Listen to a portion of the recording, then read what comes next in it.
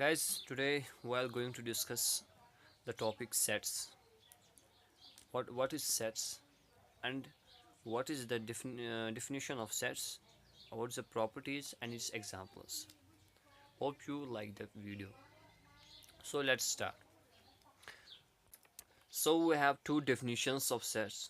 Usually, first one is collection of objects or aggregate of objects, which is not a definition of sets, but usually we use it.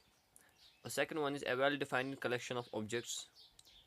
जो दूसरी definition है वो ज़्यादा सही है, और क्योंकि कलेक्शन ऑफ ऑब्जेक्ट्स सेट्स नहीं कहलाता बल्कि एक well defined collection of objects sets कहलाता है। ये आपको एग्जांपल्स में समझ आएगा कि कैसे। Now properties of sets.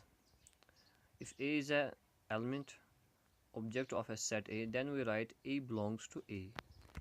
If it does not belong to A, then we write A doesn't belong to A. For example, a set A is equal to 1, 2, 3, 4. Clearly 1 belongs to set A, but 5 doesn't belong to set A. Sets are represented by capital letters like capital alphabets A, B, Z, X, Y, and elements are represented by small alphabets, for example A, B, C, D, X, Y by small letters. Now the examples of sets. The collection of vowels in English alphabets, that's A, E, I, O, U.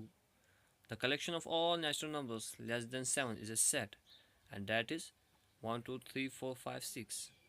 And this is well defined. We know the numbers before 7 natural numbers.